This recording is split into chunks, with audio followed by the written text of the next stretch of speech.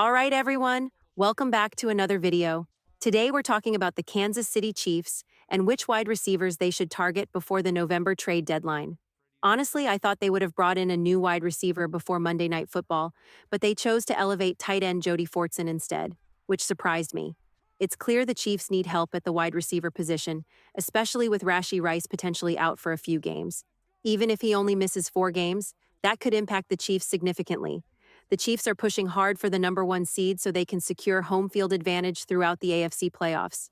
Sure, they've won tough games on the road in Buffalo and Baltimore, but getting that top seed means one less game to play, and home field advantage at Arrowhead is huge for Patrick Mahomes and the team. Looking at the next 4 games, they've got New Orleans, San Francisco, Las Vegas, and Tampa Bay.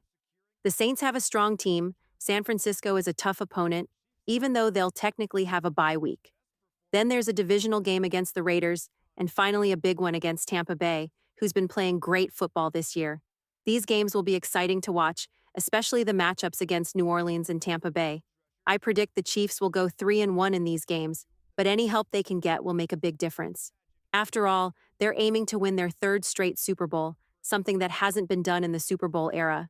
The Chiefs are chasing history here, and Mahomes needs more help at wide receiver, players who can beat man coverage and make his job easier. The top target on my list for the Chiefs?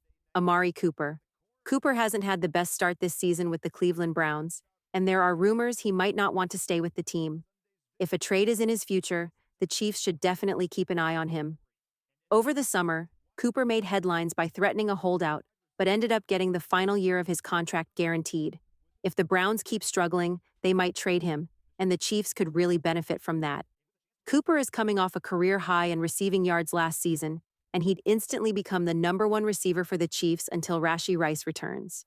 Once Rice is back, Cooper would be a solid number 2 option. The Browns, meanwhile, seem close to rebuilding. They've been terrible this season. Bad offensive line, underperforming defense, and Deshaun Watson hasn't been great at quarterback. Given that, it makes sense for them to trade Cooper, who's in the final year of his contract, and will be 30 years old by season's end. The Chiefs wouldn't have to pay much for him either, with his base salary just under $1 million. If not Cooper, other names like Christian Kirk, Darius Slayton, or Deontay Johnson could be options. Slayton, in particular, is more of a rental, and the Chiefs would only owe him $1.6 million. There's some history here too because the Chiefs and Giants made a trade for Kadarius Toney last season, and he ended up helping them win a Super Bowl. Sure, looking back, his performance might not seem all that great, but remember that huge punt return in the Super Bowl? It was the longest in Super Bowl history and probably changed the entire game. Without that play, who knows if the Chiefs would have come out on top. Now, let's talk about Darius Slayton. He's been a consistent player, averaging around 46 to 50 catches and 724 to 770 yards in 4 out of his first 5 seasons. And that's despite playing with quarterbacks who aren't exactly top tier, like Tyrod Taylor, Tommy DeVito, Mike Glennon, and Daniel Jones. Imagine what he could do with Patrick Mahomes. Plus, he's averaged 15 yards per catch, which is the 11th highest since he entered the league in 2019. He's going to cost the Chiefs just a day 3 pick. The Giants don't even use him much, so this move just makes sense for both sides. Personally, I'd love to see the Chiefs go out and get Slayton or even Amari Cooper. Another name on my list is Christian Kirk. This one's a bit of a long shot, but the Jaguars are 0-4, and I think they'll fall to 0-5 against the Colts on Sunday. They've just been a terrible team. The only issue for the Chiefs would be taking on Kirk's remaining salary, $15 million this season and $16.5 million next season. But honestly, that's a steal for a guy like him. We're talking about a receiver who could put up 80 catches and 1,000 yards every season in Kansas City. Sure, with Travis Kelce and Rashee Rice around, he might not get 1,000 yards every year, but he'd still be a reliable target and add more depth. The problem with Kirk in Jacksonville is they're not using him consistently. He got 7 targets in the first 2 games but jumped to 22 in the last 2. It's just not a reliable offense. I think coming to Kansas City would be a big upgrade for him, and he'd definitely help the Chiefs with his speed.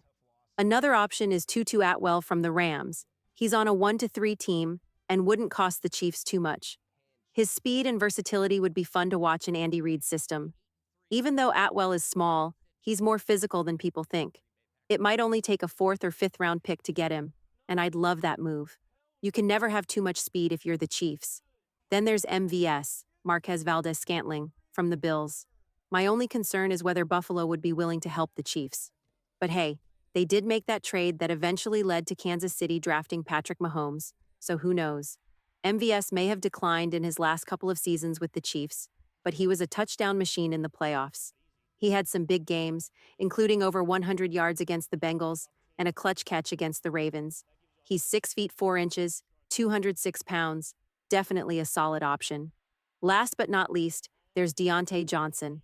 Johnson is in the final year of his contract, and he's a great route runner who can separate from defenders.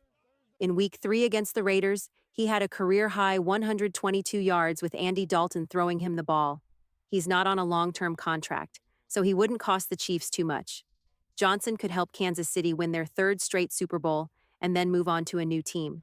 So, out of all the receivers, the realistic targets for the Chiefs would be Darius Slayton, Deontay Johnson, and Amari Cooper. The others might not be as likely, but with the Chiefs chasing another championship, anything's possible.